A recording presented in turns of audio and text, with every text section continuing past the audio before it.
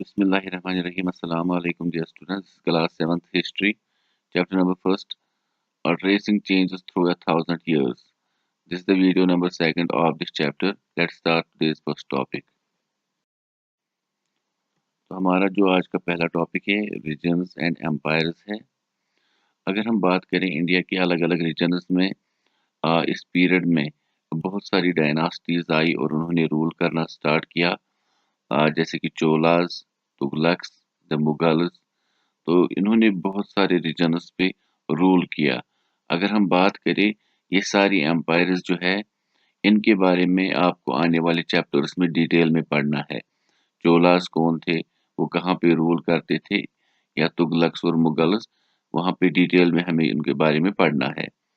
तो इसी तरह से यहाँ पे हम बात करेंगे एक संस्कृत प्रशस्ति।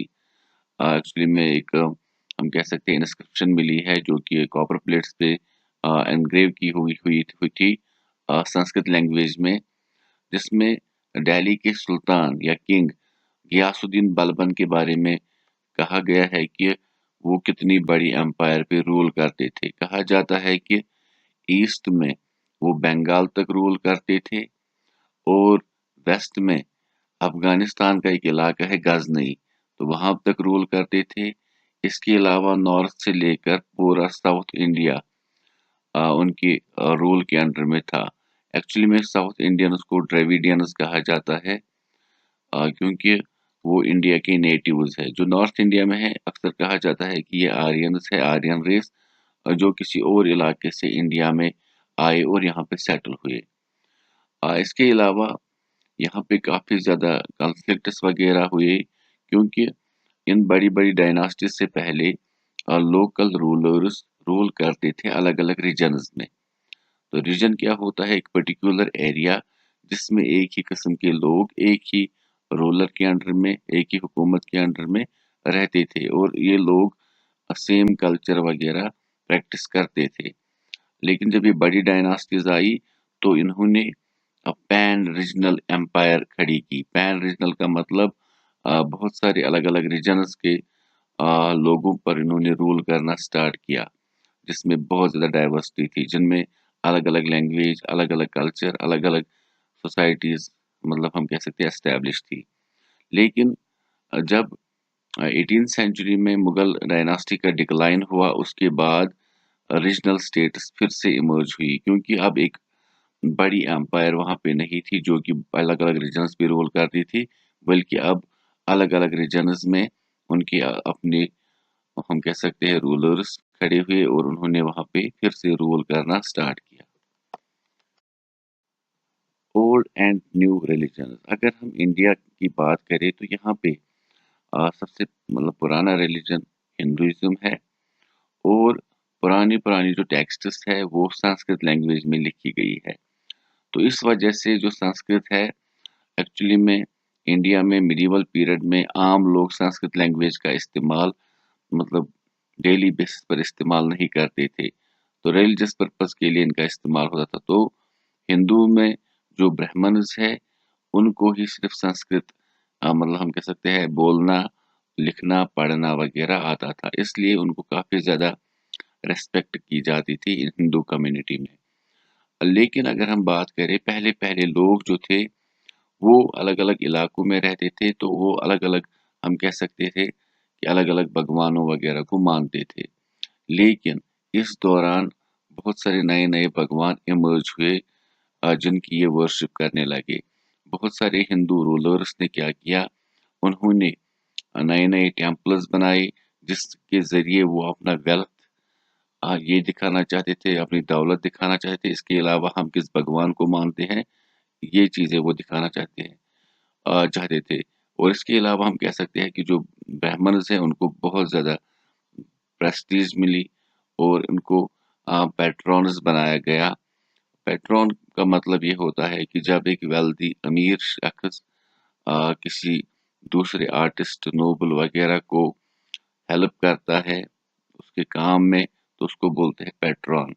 तो ये जो नॉलेज ऑफ संस्कृत है इसने ब्राह्मण्स को और ज़्यादा रेस्पेक्ट यहाँ पे दी। इसके अलावा नए रिलीजन्स भी यहाँ पे आए। इस दौरान बहुत सारे लोग ट्रेड वगैरह की सूरत में अरबियन कंट्री से यहाँ पे इंडिया आए और उन्होंने यहाँ पे इस्लाम की दावत दी, और इस्लाम इमर्ज होने के साथ ही यहाँ पे भी इस्लाम के दो अलग-अलग सेक्ट्स जैसे कि सुन्नी एंड शिया सेक्ट्स के लोग भी रहने लगे।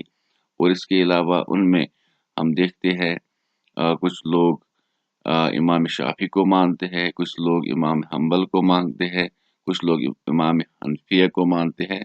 तो इस तरह से हम देखते हैं कि अलग-अलग जगहों पे इस्लाम के हम मानने वाले यहाँ पे रहने लगे, और इस्लाम के अलग-अलग सेक्टर्स के लोग भी यहाँ पे एक दूसरे के साथ-साथ रहने लगे, और वो अपने-अपने इमामों को मानने लगे। इसके अलावा हिस्टोरिकल पीरियड्स, अगर हम बात करें ब्रिटिश हिस्टोरियन जो कि एक स्कॉटिश इकोनॉमिस्ट एंड हिस्टोरियन था जिसका नाम था जेम्स मिल, उन्होंने इंडियन हिस्ट्री को 3 पीरियड्स में डिवाइड किया है: हिंदू, मुस्लिम एंड ब्रिटिश। अगर हम बात करें ये मतलब पीरियडाइजेशन क्यों ज़रूरी है, अगर हम किसी को भी हिस्ट्री पढ़नी हो या लिखनी हो, तो उसको कहा जाएगा कि आप इंडियन हिस्ट्री पढ़ो। तो वो कहाँ से स्टार्ट करेगा, कहाँ पे ख़त्म करेगा, उसको कुछ समझ में नहीं आएगा। इसलिए इसको पीरियडाइजेशन अलग-अलग पीरियड्स में डिवाइड करना ज़रूरी है। जैसा कि आप बच्चों के लिए भी ये सिंपल किया गया है कि 6th क्लास में आपको एंशिएंट हिस्ट्री पढ़नी है, 7th क्लास में मेडिएवल हिस्ट्री पढ़नी है, और 8th क्लास में मॉडर्न हिस्ट्री पढ़नी है। अगर हम यहाँ पे इस पीरियडाइजेशन के बारे में देखें, तो इन्होंने इसमें इस्तेमाल किया है कि हिंदू जो रूलर का मतलब हम कह सकते हैं रिलीजन था, इसका मतलब एंशिएंट में जो रूलर्स रूल करते थे वो हिंदू थे, मिडिवल में जो रूलर्स रूल करते थे वो मुस्लिम थे, और जब ब्रिटिशर्स ने यहाँ पे रूल किया तो वो ब्रिटिश पीरियड में डिवाइड उन्होंने किया है। इसका मतलब इन्होंने सोसाइटी, कल्चर या डेवलपमेंट वगैरह के बारे में सोचा ही नहीं। हम उन एलिमेंट्स के बारे में अगर देखें, बहुत सारे हिस्टोरियंस ने एक हम कह सकते हैं अलग स्टोरी इसमें बताई है।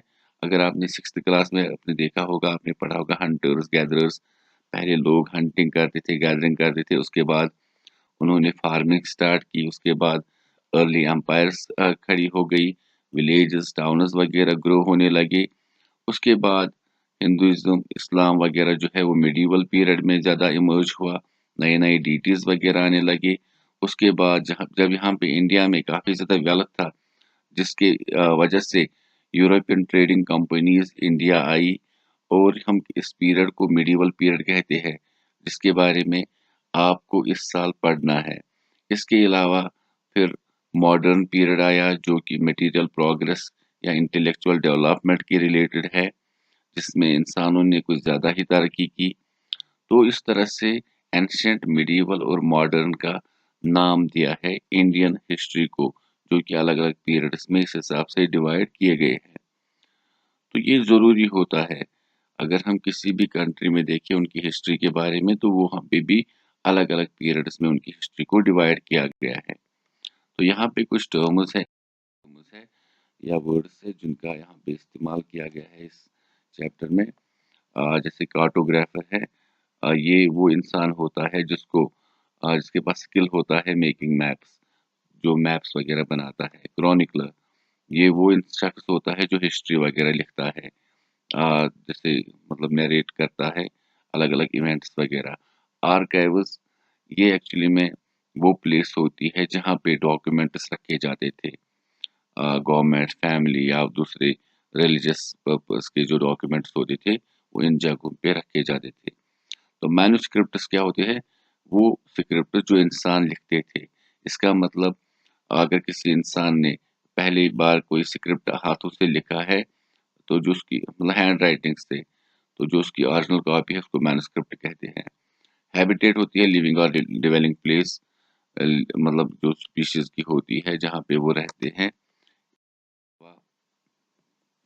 पैट्रॉन, जैसे मैंने वहाँ पे भी कहा था, पैट्रॉन एक इन्फ्लुएंशियल पर्सन होता है जो दूसरों को सपोर्ट प्रोवाइड करता है, जैसे कि मनी, मेंटल बूस्ट, ये किसी आर्टिस्ट, क्राफ्ट मैन या लर्नर मैन या किसी नोबल वगैरह को मिलता है ये सपोर्ट। जाति होती है सबकास्ट, जहाँ पे प्रोफेशन, स्टेटस या इन्फ्लुएंस की बिना पर जाति, इसको अलग-अलग कैटेगरीज़ में डिवाइड किया गया है। तो यहाँ पे कश्मीर में भी हम इस्तेमाल करते हैं ना, सुकम ज़ छिंच। इसी तरह से रीजन, एक पर्टिकुलर एरिया होता है जिसमें एक सर्टेन मतलब काइंड के लोग होते हैं और एक ही एम्पायर के अंडर में वो होते हैं। पीरियडाइजेशन के बारे में इसी अभी हम बात कर रहे थे। Division of time into different segments and for the purpose of study from the historical point of view, it was done on the basis of dominant factors of the time. तो इसमें हम कह सकते हैं medieval middle of 19th century British historians ने इसको divide किया था हिंदू, मुस्लिम एंड ब्रिटिश में। लेकिन बहुत सारे हिस्टोरियंस ने इंडियन हिस्ट्री को डिवाइड किया है एंशिएंट, मिडीवल और मॉडर्न में। तो इसी के साथ ये चैप्टर खत्म होता है।